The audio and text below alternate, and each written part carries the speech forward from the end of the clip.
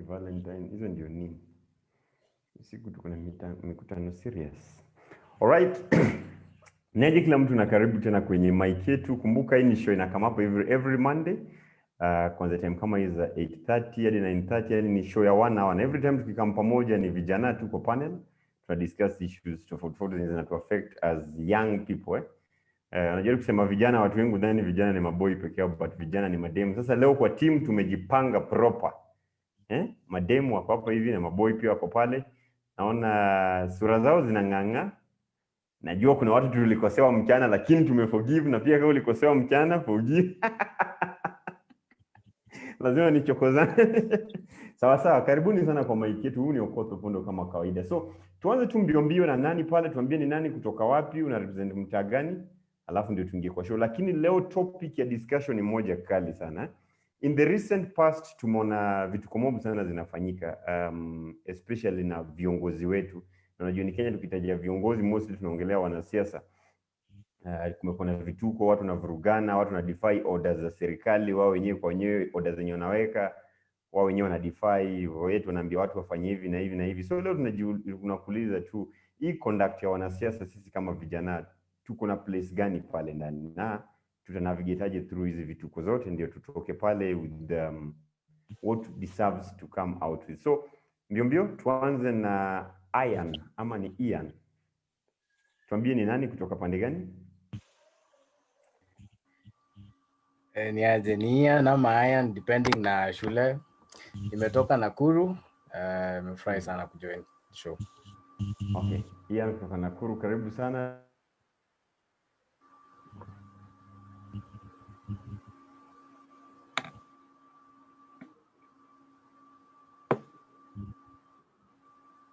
I think ni black, ni jacket ama jumper. Sawa. Okay. I think what tumepotelea hapo kidogo, shida network kidogo from my side, lakini kila kitu kitakuwa. So the lady mwenye amevaa black.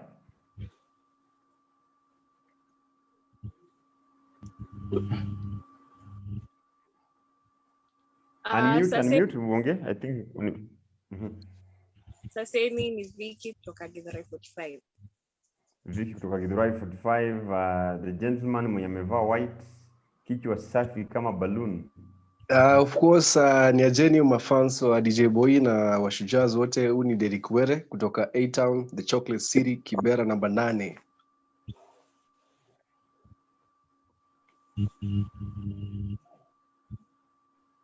Okay. Sawa. Madam, twende mbio na wewe sasa ndio umebaki. Mimi naitwa Pendo na represent Kahawendani. Okay, Pendo na represent Kahawendani. Ian, nianze tu mbio na wewe bro. Recently kumekuwa na vituko mob sana, especially the political arena, na najua sasa tukisema vituko kila mtu atakuwa anasema vitu zilifanyika Kisii. Away from that kumekuwa na mambo mob sana. Ile situation hii tunasikia kwenda akasema hivi, watu wafuate sheria hivi, the following day mambo ni kama kawaida. What can you say imekuwa happen over late, especially in the na wanasiasa wetu, because ukiingia social media, ukiwatch TV huwezi kosa wase. Nini zenye imekuwa zikikutouch sana every time ukiangalia tu unashindwa nini na happen? Well, kusema kweli by the way mimi naona level ya impunity yao majamaa inapanda by the day. Wameanza hata hawashtuki, hawana kale kaibu. Recently I think ilikuwa on Saturday, which was the most touching yenye nilishangaa nikaangalia jamaa. A politician went on a podium full of people, akasema ati mtu akona albinism amejibleach. Bila kuogopa, bila kushtuka. Na hata akiulizwa afterwards ana apologize, but anasema still he stands by his words. So nimekuja nikiangalia by the way hizi vitu zinaenda by the day zinaendelea kuwa worse na hawashtuki na wagopi. If you see someone mpaka hana kale decency ya kuapologize, realize these guys are accruing more power. Wanaona sasa hiyo wameanza kujiview kama gods. Hata nikisema nishasema nita apologize kumbili story, what will you guys do? So if you ask me, say wameanza kufika levels yenye mpaka hawagopi, washaona sisi ndio kusema hii nchi, and I feel like we should be very alarmed venye kunaendelea sasa hii Kenya. Vile kuendelea ni kubaya sana. Sasa Derek, what do you think bro? According to me naweza sema there is political intolerance yenye saizi inafanyika. Our leaders are spreading hate speech badala ya bring about unity, and naweza sema inakuja at a very critical moment when kuna campaigns za BBI, kuna campaigns za people wenye wana support the other side and this other side. So according to me, the kind of speech tunasikiza our politicians and our leaders doing, or passing to a common mwananchi, hiyo tu ni almost the same na kitu ilikuwa inafanyika tukielekea 2007 2008 post election violence. And I feel like pia the police service and hiyo NCIC are not doing enough to ensure that our wase waendelee ku spread hate speech. Otherwise tusipochunga, we might end in a violence even before the main general election come 2022. Okay, that is interesting sana. Twende kwa Vicky. First of all, it's a shame and a disgrace kwa mtu mwenye ni sijui ndo secretary general ndo nini wa BBI kusema someone who has albinism, which is a matter of concern even for us as a nation, bleach. It's such a shame for a person of that caliber who associates with himself as a learned person with learned people kusema na aseme hivyo. So I'm with Martin, Ian, sijui kama watu wanamjua kama Martin, but I'm with Ian. It's such a disgrace. And then I think the people accruing power are the people who are in support of the report, kwa sababu anajua mimi niko na mkubwa, but now you see when people who are not for or who are against some articles of the report wakisema waseme hizi vitu, ako kwa DCI anaandika report, sijui ako wapi, ameshikwa, ako kamiti, sijui miezi ngapi. You see, like as long as you know someone hapo juu, mimi niko sawa, mimi naweza ongea trash venye nataka, it doesn't matter the consequence. But what they forget is they have followers, wako na watu wanawasikiza. So the next time mtu anaanza discriminate against someone with albinism, which is not their fault, ataanza kuambia so umejibleach, so hata issues zako si important. But what I appreciate is people stood up and spoke against it. Though he did not officially apologize, something he was pushed to make a formal apology in some sense. So we are not moving in the right direction at all. But Pendo, somehow they're keeping us in check. Okay. Sasa Pendo, what do you think? Just as we are starting the show sasa. Okay, pande yangu mimi naonelea hivi, like kuongelea politicians, kuna wale wabaya na kuna wale wanafanya kazi yao mzuri. So kwa side yangu, like kuna ma politicians like wanapewa hizo do zenye wanapewa, wanafai wasaidie nao wase kujenga barabara, kufanya nini, wanatumia hizo do kwa njia mbaya. Then ikifika ile time sa campaign iko karibu, ndio wanaanza kunini wase kuwapea ma youth mado. Obviously mimi ka youth mimi nitachukua hiyo pesa, but ikifika kwa debe mimi nitachoose mtu mwenye ako na integrity, unacheki. Ndachukua mse mwenye like ule mse mwenye naona ako na leadership qualities. So mi side yangu, like mi naona yenye hii politician yenye iko sahi like ni incompetent. Okay, that is interesting sana. Derek na Ian, nyinyi hii topic tumediscuss hapa kitambo kidogo na mlikuwa kwa hii panel. Do you think these people just represent who we are? Vicky, hawa watu ni wewe tu. Pendo, hawa watu ni wewe tu. Derek, hawa watu ni wewe. Ian, hawa watu ni wewe. Ukweli ama uongo? Derek. Hawa watu wana represent everything tunaona wanafanya kwa public ni kitu huwa tunafanya mtaani, na si ati watu walitoka from Mars ama Jupiter. These are leaders wenye tuliamua tukaamka, wengine hata walikesha kwa polling station. Akajua tu, unajua huyu mwenye unamvotia ni goon, unajua mwenye unamvotia akona history ya kubring chaos about any other time, na ukaamua this is the right person kumchagua because kwa mfano maybe uliona is from your tribe, uliona maybe anakaa kijana, ukasema basi because ni kijana acha nimvotie. Uliona maybe ni mama na maybe it's time for women. Hatukuangalia leadership quality that inafaa tuangalie. Ukiangalia pia system zetu haija strengthen hiyo story ya leadership and integrity, ku clear someone mwenye anafaa kuva in this position. Unaona kuna a lot of loopholes yenye wase wame oversee like wamekosa kufuatilia that is even in our constitution yenye nafaa kukubali mtu vie for a position ama asivai. So according to me, hawa watu ni typically a photocopy of Kenyans na ni watu wanarepresent mimi, wanarepresent Ian, Pendo na Vicky na Upondo kwa hii show. So ni sisi tumefail, hata si historia ya leaders kufail hata. So unajua Pendo amesema kitu moja interesting, ati pesa ukipewa tutakula, lakini yeye anaendanga anachagua integrity. Sio kitu tumesema sana jameni. Because sasa hizi integrity ziko wapi? Watu wanatukanana, wasio wanalala kwa lami, wanarushiana mawe, unadi wengine hata wanashikana mangumi na polisi. Ian, hawa watu ni sisi na wewe kwanza before to complain. Si wanaturepresent tu bro. Venye Derek amesema, to be honest, naona akona point, but I feel like iyo venye amesema hivyo amegeneralize vibaya, because also you realize leaders wenye wako sahi, half of them by the end you get office walitumia underhand methods. Unaona jamaa yenyewe alikuwa anaona anaenda kushindwa, akafika huko akapeana do kwa laini, mwingine akafika huko sijui akapoteza nini, wakaleta vita, watu wapige watu ndio wa disrupt wafanye nini. And if you look at this from this point of view, you see how leaders wako on a level above. Hapa tukiwa kwa grao, for instance, mkichagua leader wenyu wa youth, mkichagua leader wenyu wa, for instance, maybe mko na chama mahali, mkichagua leader, you realize we do not choose the guys who have the worst behaviors. We choose the people who have integrity. But ikifika huku juu, that's when you realize kuna shida when it comes to saa zingine the election process. The right person could be on the way to win. But since probably utapata hana resources, hana hiyo do ya kunini watu, ameintimidatiwa, akienda kunini wasikia walituma barua akaambia bibi yake watampiga, wataua watoto wake, akashtuka akaacha, walikuja sijui wakapoteza nini inaitwa aje, staff ya servers sijui wakafungwa, wakafanya nini, wakachange, and that is the problem. Saa zingine I feel like the problem is not necessarily us. Saa zingine shida ni hata ukiamua, that's why most of the youth wameresign, wakasema hata tukivotia jamaa mpoa hata penya. Because you realize hata ukienda hapo ujaribu kile kitu yote, as long as this person has the resources to actually just buy their way in ama manipulate elections aingie, atapenya.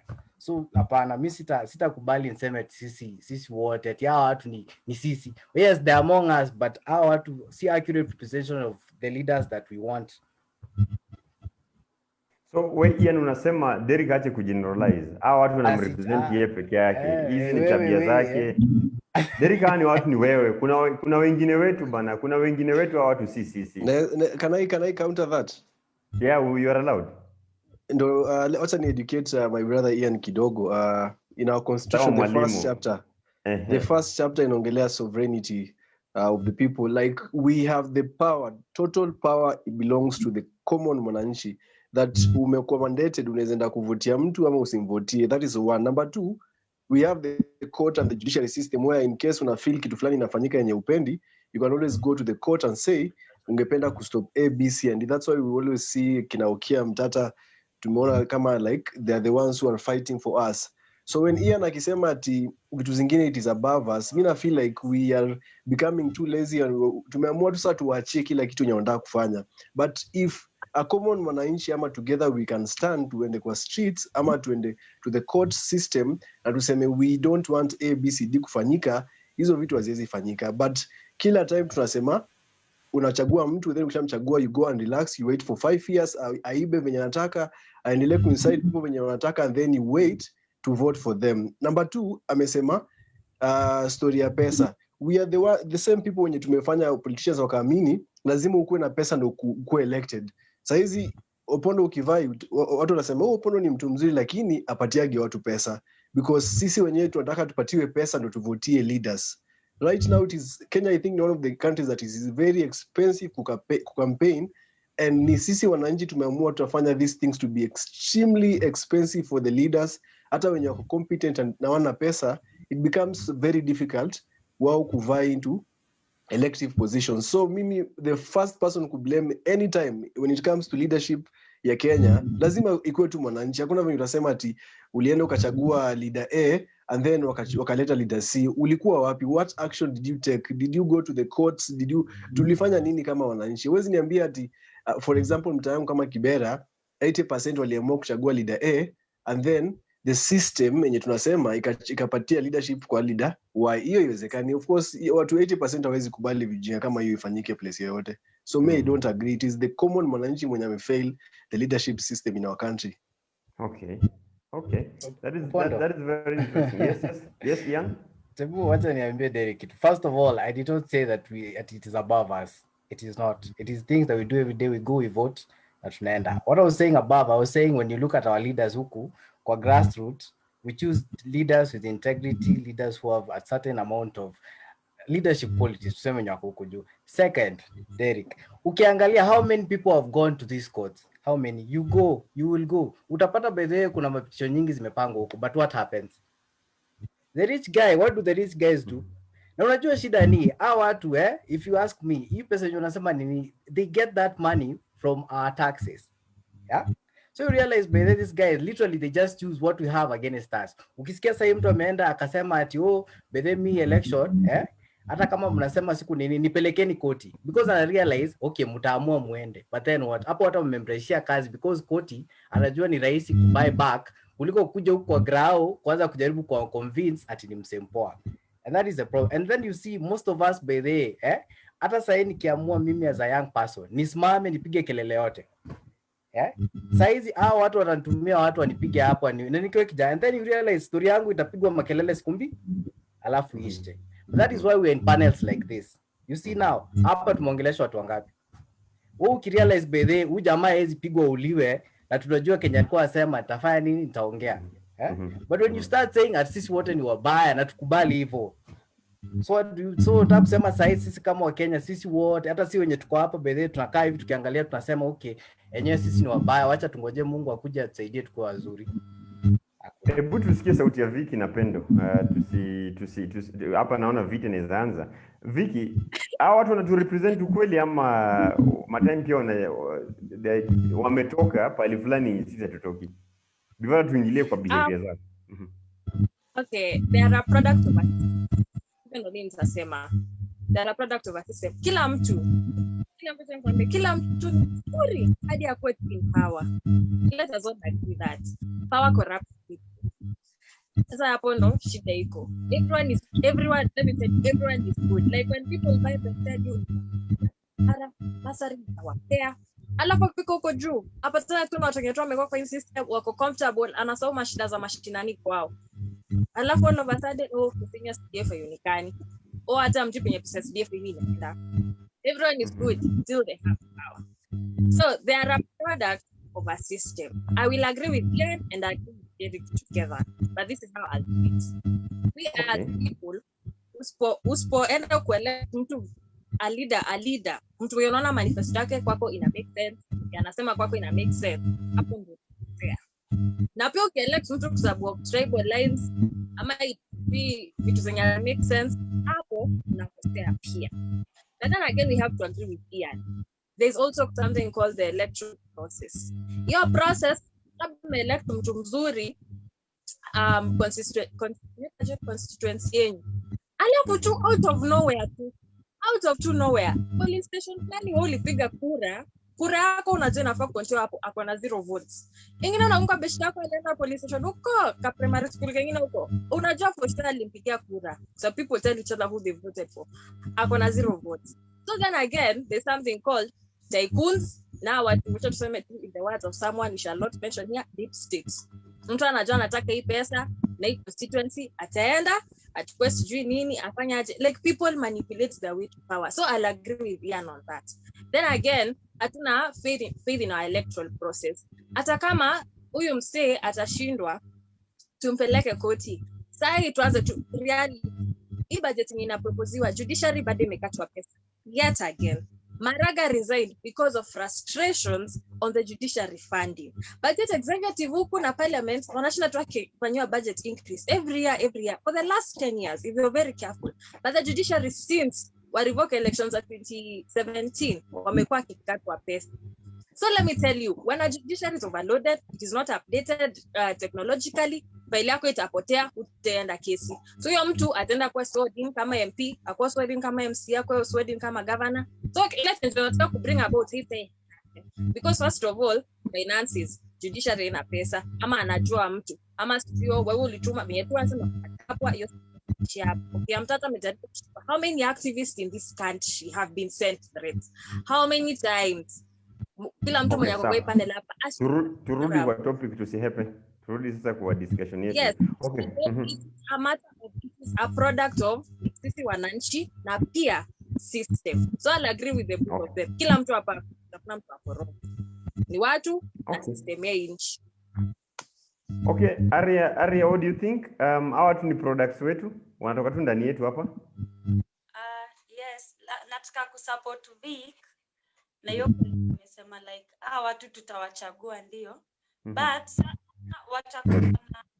wanaweza enda door to door wakiomba hizo kura, but once wamepata hiyo space ya kukua huko kwa top, hautaiwaona like hautaiona. Hakuna politician atai kuja knock door kwa mlango wako kwambie ati sijui umelala njaa, shika hii chwani ukabuy food nini, like wanajijali na wanajali familia yao.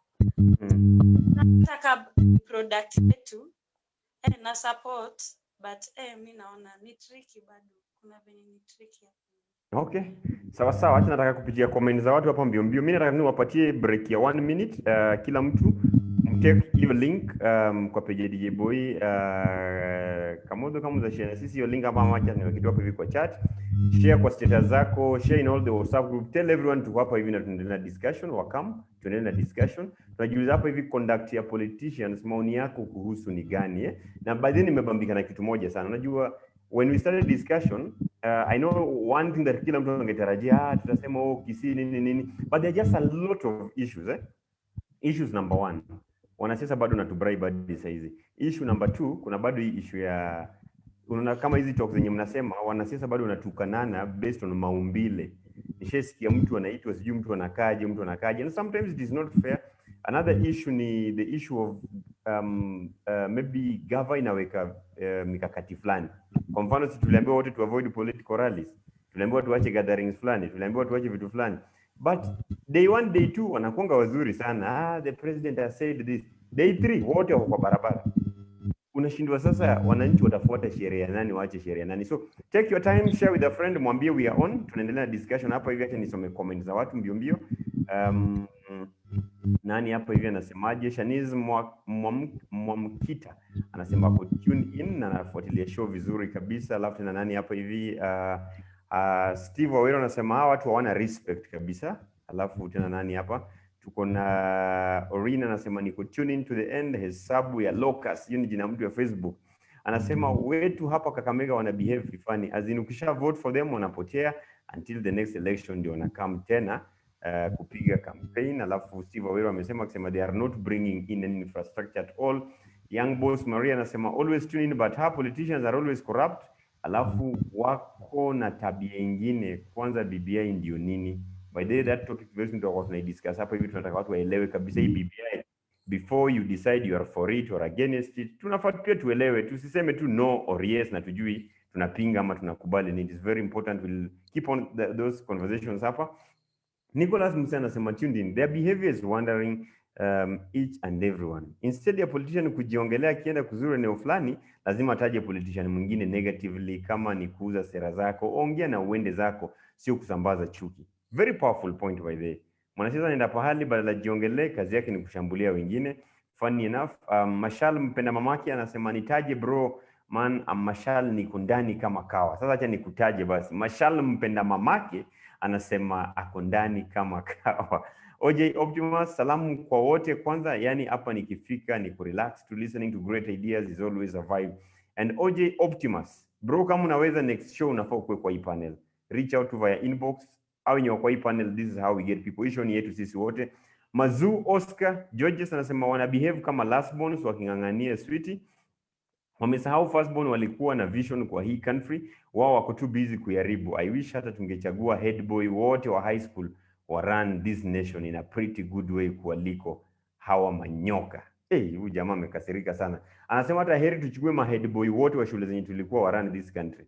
Ama politician wengine pia walikuwa ma head boy bro. Moses Molo anasema sio lazima nichague mtu. Jeff anasema hebu hiyo link pia mimi ni join. Jeff, reach out inbox, unafaa ukue kwa panel. Sisi panel yetu ni kama ishajaa hapa hivi. Sulaiman anasema hawa adabu hawana, they are showing the level of stupidity of the highest order. Manoti anasema politicians are the same people ndio wanafanya gatherings, hawavai mask, so at the end of the day we break the rules. Ukishikwa wao wanatembea free. They are setting wrong example for those young people aspiring to be leaders in the future. DJ Meta anasema following the nani hapa hivi Brian Otieno, to me I can say that their people are childish. Secondly, their politicians, they don't behave in any democratic way. Emmanuel Kirom, mimi sitambui politician yeyote mtaa yangu, labda police station na pastor peke yake. Olisha Lolepunyua anasema tuned into the end, wanasiasa ni vigeugeu tu kabisa. Oje Ultimate yeye amesema kitu moja hapo ambayo imenishika sana, hata kama leo haikukuwa ni bonge. I personally feel yes, we all choose good leaders, but someone uko juu mambo huharibika. Okay, sawa. Wayne anasema nikisikia politics nasikia kusinzia juu hao watu juu huaga wanatuchanganya tu sana. Karibuni back to the panel. Hizo ni comments za wase wanatujoin kwa discussion. I'll try as much as possible to some all the comments into the soma, because this show inakuanga ni yetu sisi wote hapa hivi kwa hii panel. Na every time tukitry our best tunahakikisha tu that we are giving it our best to discuss the future of this country. So we are not in any way tunakuwa negative towards someone specific but thinking of solutions for this country. Vicky, Pendo, Derek na Ian, welcome back. Ian alituambia kuna Kuru, Vicky akiwa pande za Kiambu ni Githurai, na Pendo wako pande za Kahawa Wendani, alafu Derek anawakilisha watu wa Kibra. Karibuni sana back. Sasa mimi nawauliza, of recent, can you maybe just point out some, even without mentioning names, some of the political politicians' conduct zenye umeangalia ukajiuliza huyu jamaa anadu. Tushanga tu zile moments zenye unaangalia mtu unasema anadu nini sasa shwari. Hata mtu wa baby class anajua anafanya better. Ian. Well, apart from you, the one that we've mentioned now, discriminate openly, that a person who has a disability apparently is doing that on purpose. Ya pili ni wengine kupigana kwa mazishi. Ya tatu, which I would say is very, very sad, is a motorcade of politicians who would hit and kill also another disabled person and refuse to take responsibility, which happened, I think, last week when they were heading to the Sagana meeting. The most outrageous one is where they say there's still corona and they still continue going around the country. Achi hapo unataja za kila mtu. Sawa. Hebu taja za kwa muda sema ashasema akili yetu. Hapana, sawa. Ndaanza na politician mmoja mwenye anashika position tu ya stories za health. Alikuwa anaambia wananchi wanafaa kukaa nyumbani wasiende penye kuna rallies. So alikuwa na distance politicians from kufanya watu wakuje kwa hizo rallies. So hiyo niliona ni comment nyingine ya kishenzi. Then kuna politician mmoja anakalia kiti kwanza kubwa sana ya Kibazenga. Alikuwa anaambia wasee, ilikuwa recorded from where alikuwa anasema mliona kitu mlifanyia mwenzenyu Githurai, na pia huyo mtu mliona kitu aliofanyia kule Bama. Na huyo mwenye alikuwa anasema hivi ni mtu mwenye anafaa kuwa the source of unity of our country. Anabonga hivyo in a way that ukisikia hiyo ni mtu mwenye ana divide country vibaya. Hiyo ni kitu inaturudisha back to the dark days, unaona.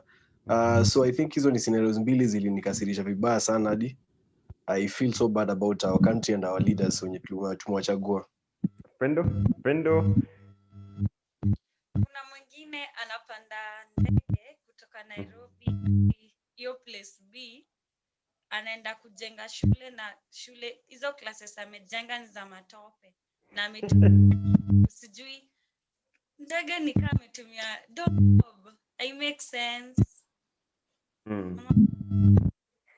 Before niende kwa Viki, kuna jamaa nitumia message hapa hivi ananiambia Opondo, hata zenye mnasema hata si vitu. Juzi hapa MMC wawili wamepigania ugali kwa matanga ya mama fulani.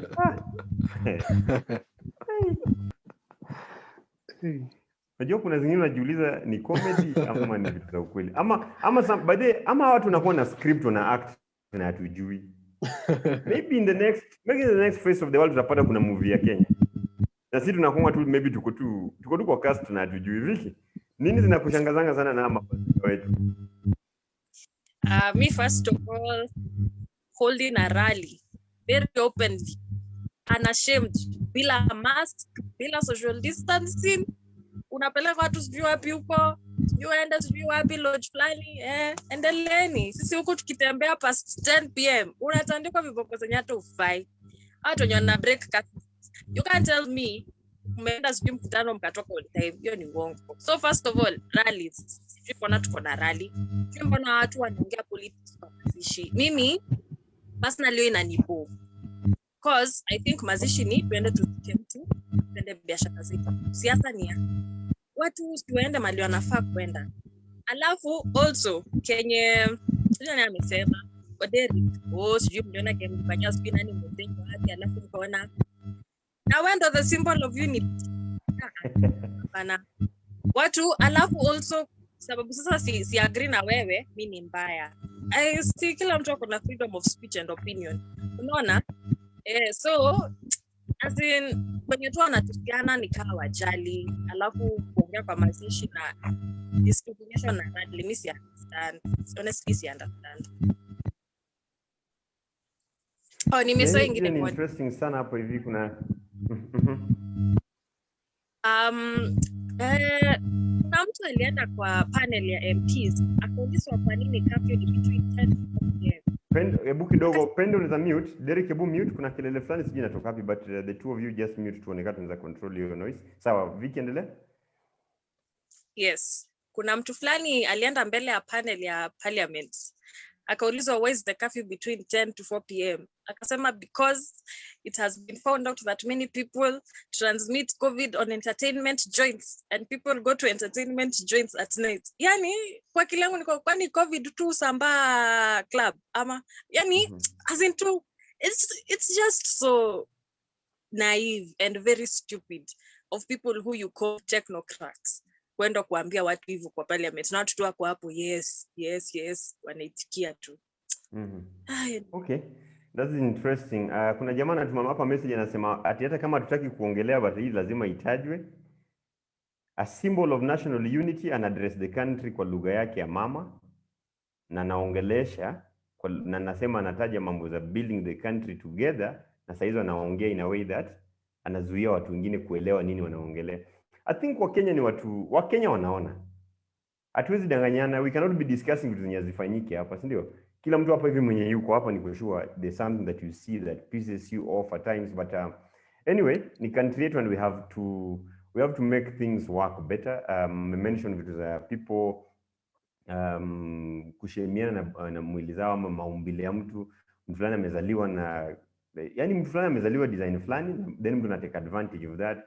We've had in fact there was another interesting case we won't even mention of a politician who was saying at the coastal region that you know what, hata kama ni kunajisi naweza chagua mtu wa kunajisi, si lazima ninajisi mtu fulani. You know, I wonder how you just tell someone such a thing. Yes, you may disagree politically, but you know, when you are talking ill about women, you have a wife, you have a daughter, you have a mother, you have a female friend, na niko sure I go to well vizuri. Mnasema watu kuvurugana kwa matanga. Definitely, and sometimes hizi vurugu zinatokea hata mbele ya watoto wa shule. Kama huyu jamaa ametuma message hapo hivi akisema MCS walipigania chakula, if this can be true, yenyewe naye pia ni serious sana, si ndio? So, Derek, now that we appear like people who know, what is the way out of all this mess? Ndarudi back to kuna comment ulisoma ya one of fans wa DJ Boy akisema haezi vote, na hiyo that is the first thing yenye tunafaa kuanza as my youth. My youth wengi mimi nimeshaenda nikiona venye watu na vote. My youth wengi tunapianga siasa Facebook na Twitter, huko tuna vote sijui #impeachxx, lakini ikifika time ya electioneering period tunatumika sana na politicians kuweza kurusha mawe, unajua kuvuruga vitu mingi tu zenye zinafanyika hapa na pale. So the first thing kama young people wenye tuko hapa ni kukua concerned about stories za leadership. Ukiona leader wako alipromise atafanya ABCD, endeni kwa ofisi yake mumuulize mbona hujafanya vitu kama hizi. Tusikue tu tunasema sijui hauwezi fika kwa hiyo ofisi, hauwezi fanya, na tujawahi jaribu. So first tujaribu, then tuone kitu tunaweza fanya. Then number 2, tuseme tu leaders ni wazuri kama hatuna record yao. Mimi nasema to be honest, like karibu 70% ya leaders wenye watu serve tulikuwa tunajua si wazuri. Si ati tunasema ni wazuri because tuliwaona hiyo time ya kucampaign walikuwa wanatoa pesa na walikuwa wanatumia the right words, but tukiangalia history yao before that campaign period tulikuwa tunajua these people wako na integrity issues, wako na story mingi wamefanya within place wanatoka, lakini tukasema maybe ata change, or maybe because anajifanya anatusaidia ama ametujengea kiwanja, amenunulia akina mama unajua viatu na vitu kama hivyo, tunafikiria they will change. So tafadhali before tuchague ama saizi venye we are discussing story ya BBI, my trouble ni most of us, whether ni kijana ni mtu mkubwa ama ni nani, tunachagua place tutaunga depending on who ako on which side, si ati based on the document yenye inakuwa presented.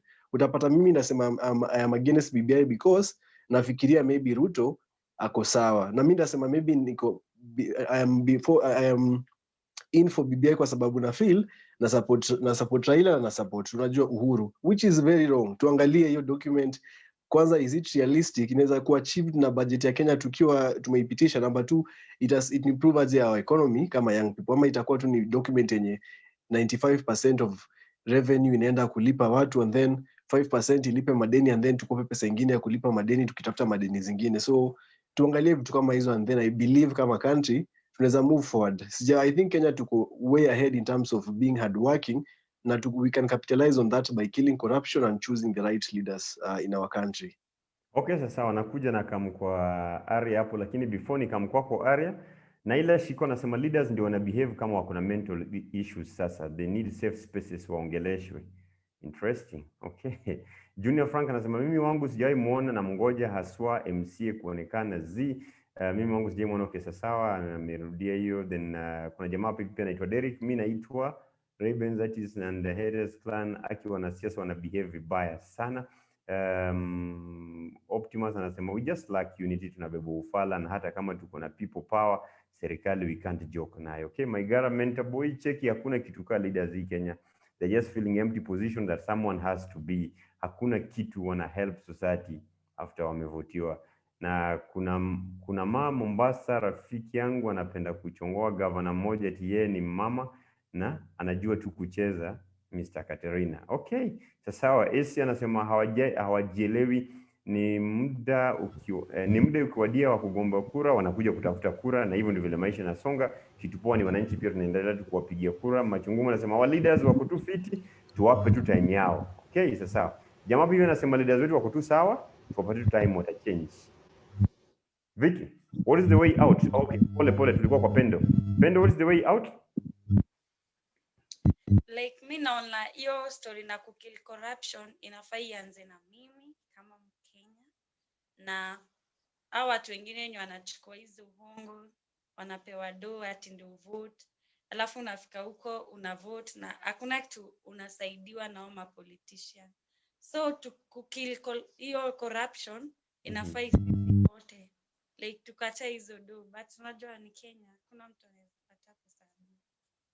Unajua Pendo unasema kitu fiti sana. Unatoa solution na tena unaikata Unasema okay, tukataa hiyo pesa, then unasema anyway ni Kenya, tusikataa hiyo pesa. Waki come together wasema tunataka kill corruption Kenya. Hizo politician wanaofa atuchukui. So unaona pia wataona enyewe hawa wase wameanza kuchanuka, hata shinda pala. Lakini juu Kenya inajulikana kwa corrupt country. Like sasa unajua ndio ma leaders, so akiwa au kawa na corrupt, sasa sisi wengine si tutawafollow John ndio ma leaders wetu. Okay. Vicky, do you agree with any of them in the panel on the way out, what we should do? This is what I'll have to offer. Each and every one of us educate. Yani chukua hiyo constitution hata kama inaboa aje, kwa sababu tu honestly tu ni boring kwa vile unafanya. Educate yourself, learn your rights, learn the responsibilities za leader mwenye mna choose. Ndio na Derek anasema tusika tunasema hata MCA wetu hakufanya, but swali yangu ni ulimweka accountable. Ulienda ukasema nataka forum, ama nilienda nikajoin budget whatever budget hearing fulani ya account yangu, unaona? Soma hizi vitu. Sasa shida ni watu wenye wako kujua najua hamtasoma. So even ndo tunabebonga tu fala tu kwanyi tu ende tumpige kura alafu sasa sisi tutasoma kutoka hapo. There is power in knowledge. Asemanga haita guy. Imagine huta deplete akili ukichukua tu constitution tu hata kama uta struggle. Chukua tu soma page 1 leo, soma page 2 kesho. Educate yourself. Kutoka hapo, then we cannot start talking about voting rights or kuweka wase accountable. But mimi personally solution yangu ni civic awareness. Jueni tu. Imagine jueni. What was manga? Adi dini, you will perish for lack of knowledge. Say kitu ingine, Kenya tu sasa tunaumia kwa sababu tu hatukuwa wise. Honestly, soma constitution. Soma, know your rights. Period. Okay. Then from then you'll make informed decisions. Oh, to add on as well, historia kuvote on tribal lines, kuvote sababu najua mtu ama kuvote on social class lines. Wacheni niwaambie. Watu wenye walivotea hii campaign kwa government. Unga ikipanda imetupandia sisi sote by the way. Haijapandia watu wa upande moja ikaacha watu upande mwingine. So come to realize we all have issues as a country. Na hizo issues zetu ndo zinatuunganisha. Na kama tunaunganishwa na bei ya unga, itumieni hiyo kama forum kujua mta elect nani mwenye atarudishia bei ya unga ama atawapea opportunities. So educate yourself na wacheni kuvote on any lines. Vote on ideologies you believe in. That's it. Unajua before nikam kwa Ian, Vicky, Derek na Pendo na kila mtu mwenye kupanda na mwenye anatuwatch. Mnakumbuka 2017 ungeenda tao saa zile hizo caravan mbili zinapitana of the two top presidential candidates. Unasikia ndani tano tena alafu kidogo agwambutia lala. Mnakumbuka hizo vitu? Baba Tibi, unajua tulikuwa tunaona hapa kuna hopes. Yaani unajua any of the sides wakishinda Kenya kutakuwa na some hopes. Here we are na sisi ndio wapiga kura na sisi but the leaders ni wetu bado tusikatae. Whether ulikuwa aligned to Jubilee, whether you in NASA, ulikuwa Amani National Congress, wherever you are, this is our country. We were part of these people, they are part of us. Yeah. What is the way out? For starters, na agree na kila mtu kwa panel.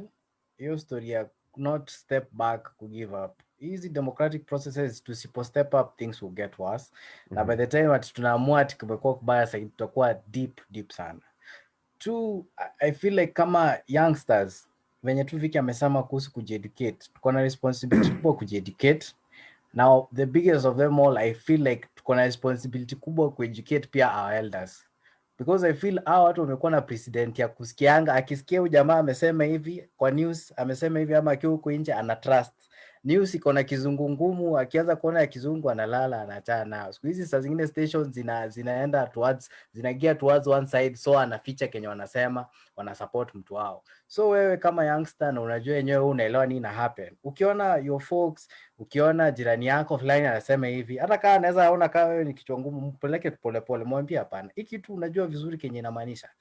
Because if we stand here and say ati wacha time yetu ikifika ndio tutanini change. Sasa hivi vijana half of us when you decide to stand up and do something, tunafinywa, tunapigwa. Shida zako tu wewe mwenyewe una job inakuweka chini.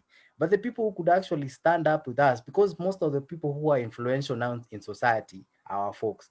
Sasa hizi ukiona ati kuna headmaster shule hawakupita, they could be so quick wanaenda na atatolewa hivi. Lakini vijana muende, mtatumiwa karao mpi.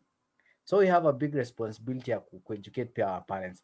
And the next thing which I feel is important, na naona tukuwe na forum fulani ya kueducate pia, ni lazima sahi to learn means za kuanza kurecall our leaders, because hakuna siku yenye tutaisema tutakuja tutoe prezo ako incompetent in power kama hatujaweza kutoa the lowest leader au MCA. Because sahi you could realize kuna place nyi wote mshaagri huyu jamaa afanyi kazi, but hamjui okay tutamtoa aje. Tuko resign tukungojea time yake ishe alafu but tukianza kuwatoa, one day tutatoa MCA, next MP next senator, one day by the problem tutapata prezo akilala shupa kwa nje. So if you can be able to by the kulani hizi njia ya kungoa wasionage ati umeingia kwa ofisi uko safe. Na tusingoje pia tumeanza kuona government sasa ikitoa mtu inatoa mtu mwenye hayuko with them. Tuamue as people we take back the power. Learn the ways ya kumaneuver through this government. Okay. That's interesting kabisa. Kuna jamaa hapa anasema politicians wana try to compete with one another. Kila siku huwezi kosa mmoja amerushia mwingine maneno ya kudhi. Hawafikiri tunajua na sisi ndio kusema na kura. So hafai kuchomeana mse, ni acheze game yake kiyeye. Then John Mukweri, hii point ya John Mukweri imenibamba sana. Anasema mimi ni mgeni from Kayole, Mihango Estate next to Immaculate Primary School. Our leaders for sure have something we call a let it be what it will be kind of character. They just don't value us but focus on their tummies. I think sasa tuko kwa ile season ya kigogo na tumbo lisiloshiba. Thanks for Ken Walibora for overseeing these events. Wenye walienda shule, mkafanya setbooks. Umesikia ujamaa vizuri kabisa. Yeah? Ile attitude yenye leaders wetu wako nayo, yani acha ikuwe vile itakuwa. Na tu vile ameframe tu vizuri kabisa, acha tu ikuwe vile itakuwa. They don't care. Kesho kama nyinyi mtapigana ni sawa, kama mtapigana pia ni sawa. So you are having an opportunity hapa hivi, represent thousands and thousands of people who watch our programs hapa hivi when you follow hizi show zote za DJ Boy, na sisi tulisema on this platform haitumiki hata kumarket mtu yote politically, and that's why we avoid as much as possible kujiingiza kwa vitu zenye zituhusu, but we just go straight forward to the issues and vile zinatu affect. When politicians fight, whether we like it or not, vijana tutajipata at some point tumehusishwa, si ndio? Ile nitasema okay, ni Viki na Pendo wamevurugana, okay, mimi ni mtu wa Viki. Since Viki kwa tumekosana leo, tushaombeana msamaha, sasa mimi leo ni mtu wa Viki, nitampigania. Then sasa Pendo, Derek atasema yeye ni mtu wa Pendo, sasa yeye atapigania Pendo. Then along the way utapata sasa Viki na Pendo nao wakimaliza, wakitoka hapo kwa podium, wao wamerudi makwao very safe. Chuki imeanza kati yangu mimi na Derek. That is one. Wakati ambapo wanaabuse walemavu, tunajua tunahusika hapo hivyo. Wakati wanavurugana na polisi, yetu ni mtu mmoja atashikwa, ingizwe ndani, familia yake iko safe. Sisi vijana tunabaki pale tiaga, sisi ndio tunakula. Wakati ambapo wana defy hizi COVID rules na nini, sisi tunajua we may not really be in a position hata ya kujitibu. Hawa siku kiumano utasikia Nairobi Hospital, Aga Khan wapi. Sisi watu wa kawaida maybe tu ni dispensary utakimbia ukienda, ama utakimbia tu kwa pharmacy hadi unaambia daktari, wewe ndio unaambia daktari dawa unataka, because you do not even have the power kuacha, you cannot even pay the doctor's fee. So tufanyaje kama vijana tusijipate kwa hizi shida?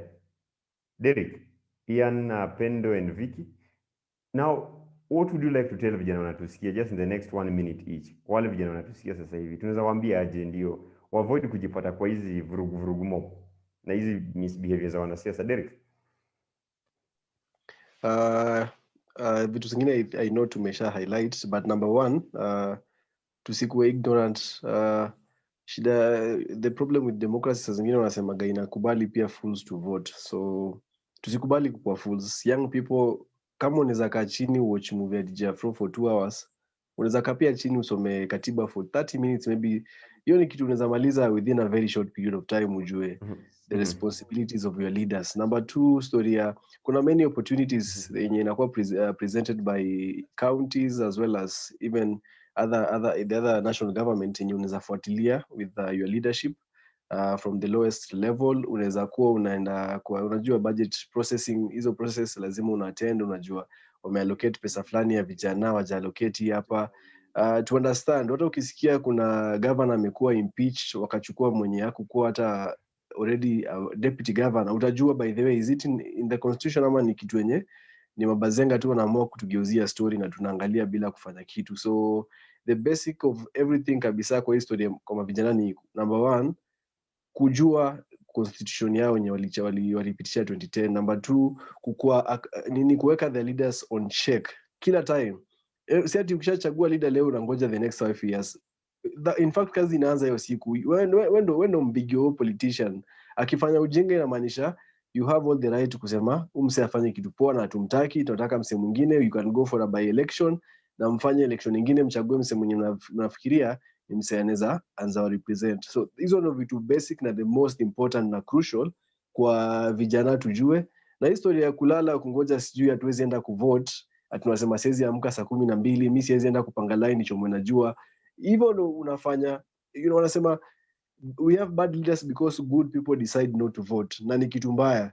Na venye tumesema ati wacha ifukwe venye watakuwa punished, God of course atapunish watu wanakuoppress, but God will punish wenye wamekubali kukuoppressed bila kufanya kitu. So punishment yetu itakuwa ni mbaya kuliko the people we keep electing and keeping quiet that maybe they will one day change or they will one day die. Hiyo ni kitu hatuwezi, ni lazima tu tuamke na to make the right decision. Yaani Derek, in short unasema lazima tuwajibike, right? Kabisa.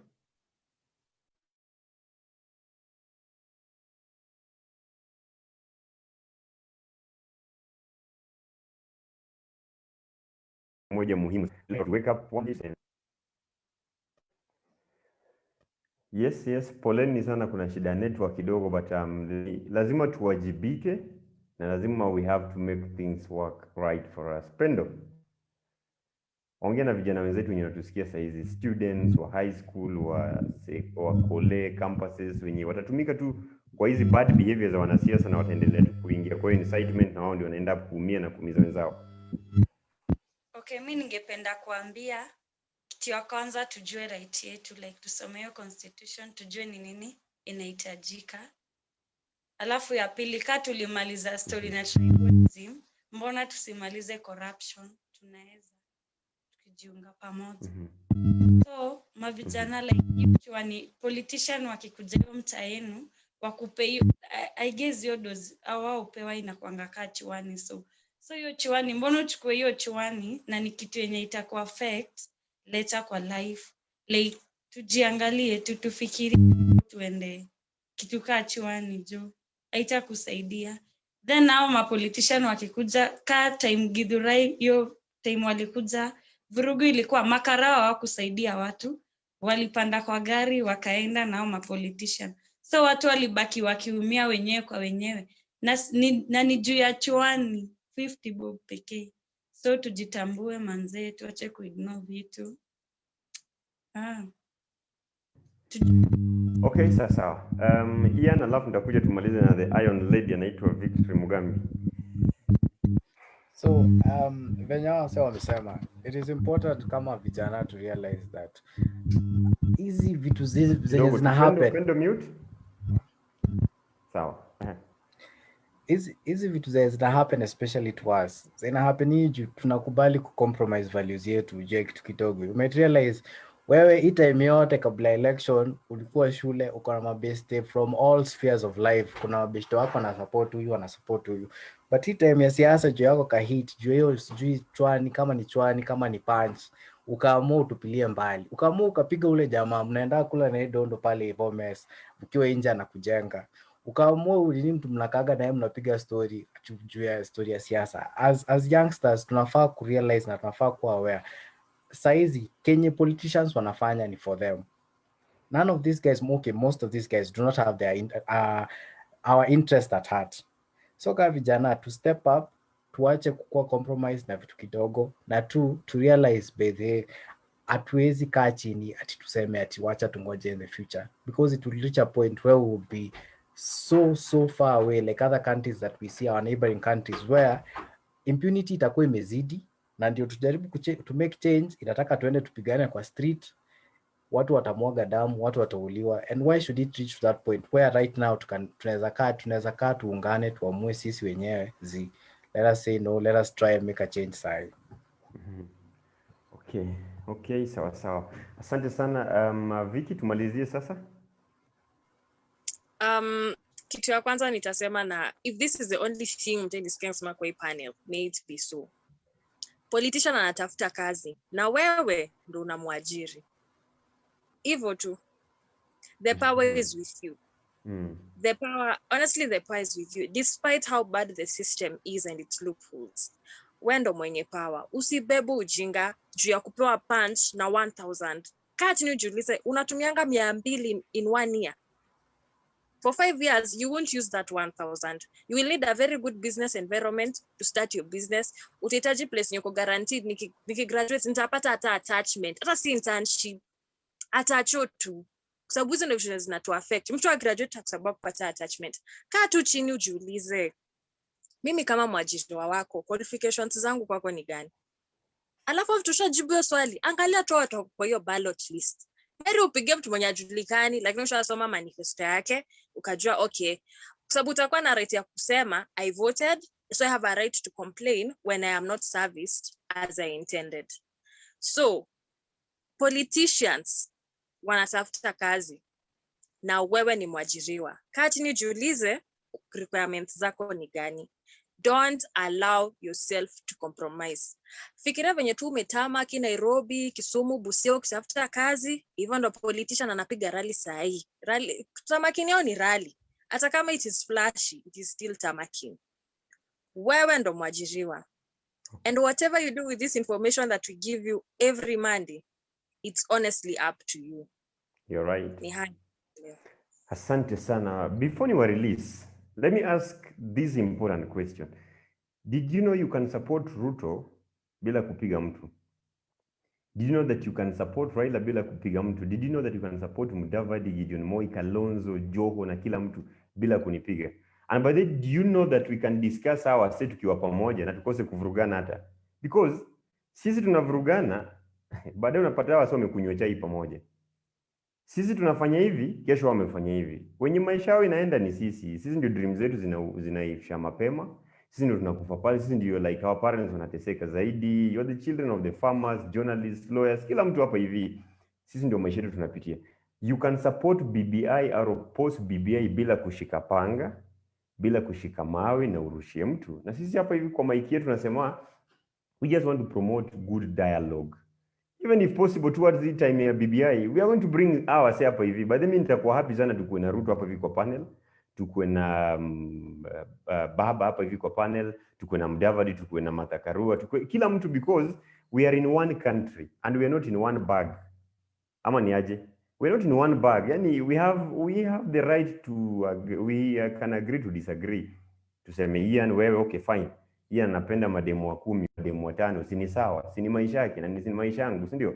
Na maisha isonge mbele. So for that reason, next week on Monday tuko hapo hivi na Justice Willy Mutunga, the former president of the Supreme Court of Kenya. Na tunataka ku have a very very very sober discussion hapa hivi na yeye. If you have any question you can start sending in mapema.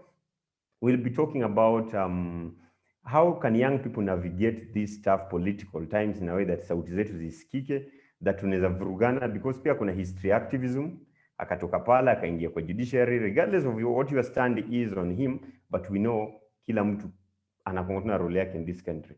Next week we'll be here with Justice Willy Mutunga, the former CJ or the former president of the Supreme Court of Kenya. Na tutakuwa tunasikia tu yeye na anafikiriaje na angetaka kutuengage hapa hivi kama vijana, but above all keep peace. Penda kwenyu, penda wazazi wako, penda watu wenyu. Remember you have a family to take care of, your friends to take care of. Let nobody incite you because of 50 bob, 100 bob, 50 bob or 1,000, whichever amount is not worth your life. Ama ni aje wasi? Si nimebonga kama watu 200 leo. Good night kila mtu. Kabisa. Nice.